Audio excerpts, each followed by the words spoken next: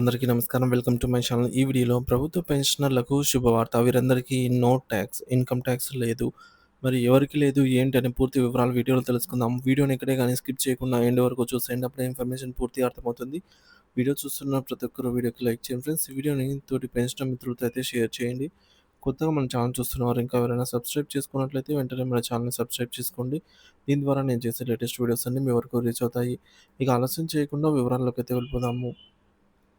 Friends ఇక విషయానికొచ్చినట్లయితే 75 ఏళ్లు పైబడిన సీనియర్ సిటిజన్లకు ఆదాయపు పన్ను రిటర్న్స్ ఫైలింగ్‌లో ఊరట ఒక సమగ్ర విశ్లేషణ. వృద్ధాప్యంలో ముఖ్యంగా 75 సంవత్సరాలు దాటిన తర్వాత ఆదాయ పన్ను రిటర్న్స్ ఐటీఆర్ దాఖలు చేయడం చాలామంది సీనియర్ సిటిజన్లకు శారీరకంగా, మానసికంగా కొంత ఇబ్బందికరంగా ఉంటుంది. సాంకేతిక పరిజ్ఞానంపై అవగాహన లేకపోవడం, బయటకు వెళ్లి సంబంధిత కార్యాలయాలను సంప్రదించడంలో ఎదురయ్యే ఇబ్బందులు వారిని మరింత పెడతాయి. ఈ వాస్తవ పరిస్థితిని గుర్తించిన కేంద్ర ప్రభుత్వం సీనియర్ సిటిజన్లకు వెసులుబాటు కల్పించేందుకు ఒక ముఖ్యమైన సదుపాయాన్ని ప్రవేశపెట్టింది. ఇది వారికి గొప్ప ఊరటనిచ్చే ఒక అంశము.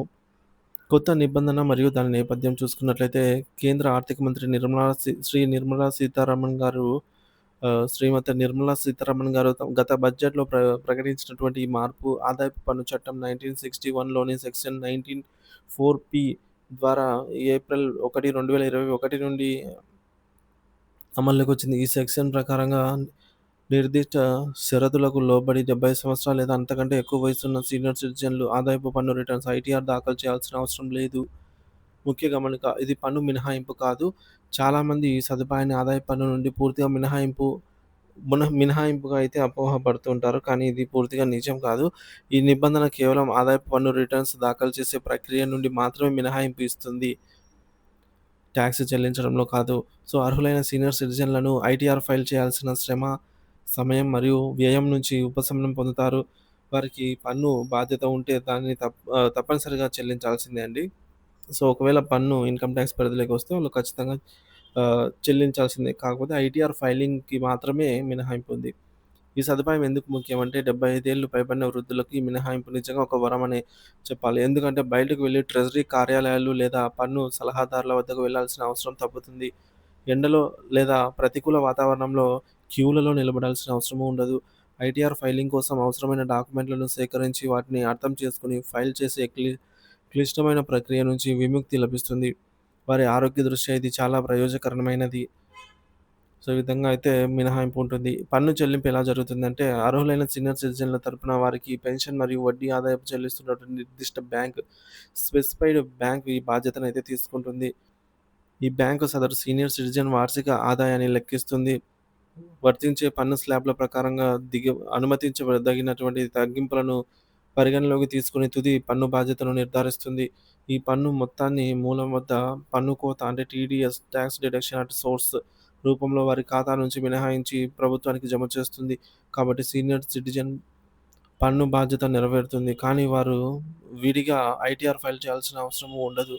ఈ మినహాయింపుకు ఎవరు అర్హులు? షరతులేంటి అని చూసుకున్నట్లయితే ఐటీఆర్ ఫైలింగ్‌ను మినహాయింపు పొందాలంటే సీనియర్ సిటిజన్ల కింది షరతులన్నీ వర్తిస్తాయన్నమాట. వీటన్నిటిని తప్పనిసరిగా పాటించాల్సిందే. మొదటిది వయసు. గత ఆర్థిక సంవత్సరంలో సీనియర్ సిటిజన్ వయస్సు 70 సంవత్సరాలు లేదా అంతకంటే ఎక్కువ ఉండాలి. రెండవది నివాస స్థితి రెసిడెన్షియల్ స్టేటస్. వారు గత ఆర్థిక సంవత్సరంలో భారతదేశ నివాసి అయి ఉండాలి.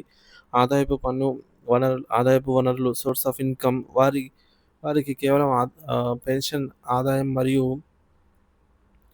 పెన్షన్ ఇన్‌కమ్ వారు ఏ బ్యాంక్‌లో అయితే పెన్షన్ ఖాతా కలిగి ఉంటున్నారో అదే బ్యాంక్‌లోనే ఫిక్స్డ్ డిపాజిట్లు ఉంటే గనక వడ్డీ ఆదాయం మాత్రం కలిగి ఉండాలి.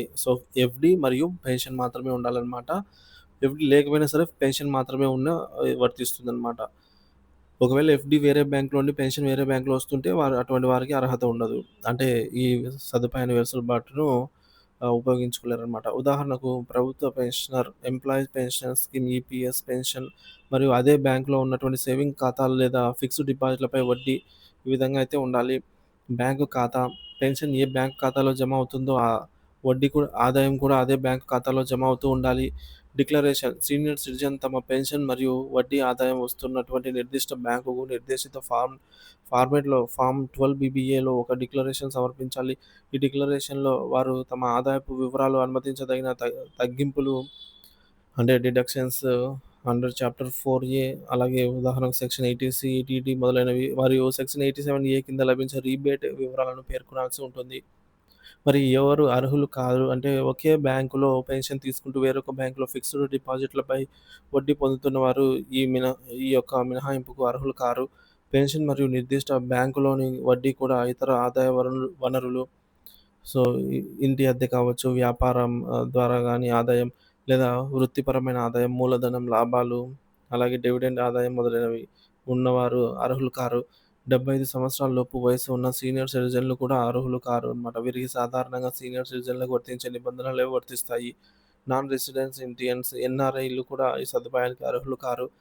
మరి ఈ ప్రక్రియ ఎలా పనిచేస్తుంది అని చూసుకున్నట్లయితే ఫార్మ్ 12 బీబీఏ సమర్పణ. అర్హులైన సీనియర్ సిటిజన్ ప్రతి సంవత్సరం తమ నిర్దిష్ట బ్యాంకుకు ఫార్మ్ 12 బీబీఏను సమర్పించాల్సి ఉంటుంది. మరి ఈ డిక్లరేషన్ ఆధారంగా బ్యాంకు వారి మొత్తం ఆదాయాన్ని పెన్షన్ ప్లస్ వడ్డీ లెక్కిస్తుందన్నమాట. ఈ విధంగా ఆదాయపు లెక్కింపు అనేది ఉంటుంది.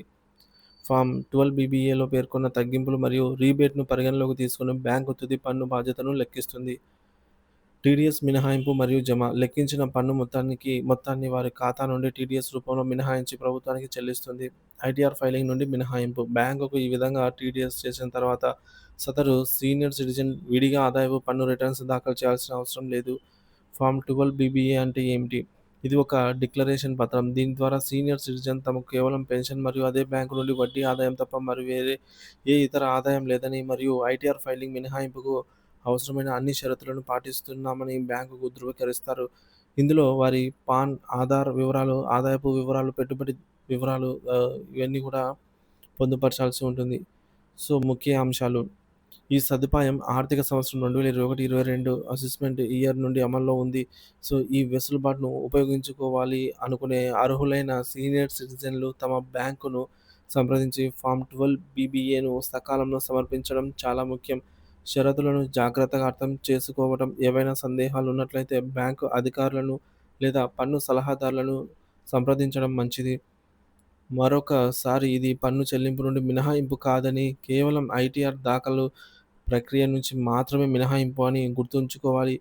మరి ఈ సదుపాయం వయసు పైబడిన మన సీనియర్ సిటిజన్‌లకు కొంతవరకు సాంకేతిక మరియు పరిపాలనాపరమైన భారాన్ని తగ్గించి, వారి జీవితాలను సులభతరం చేయడానికి ఉద్దేశించబడినదే అన్నమాట. సో, మరి ఇప్పుడు ఈ మండే ఎండల్లో మనము తిరిగి, తిరిగి ఈ విధంగా 75 ఏళ్ళు పైబడిన వారికి చాలా ఇబ్బందులుంటాయి కాబట్టి, ఈ వెసులుబాటును మనకు ఎప్పటినుంచో అమల్లోనే ఉందన్నమాట. సో, ముఖ్యంగా గమనించాల్సిందేంటంటే, ఇది పన్ను నుంచి మినహాయింపు గాదు. పన్ను దాఖలు చేయడం నుంచి మాత్రమే మినహాయింపు.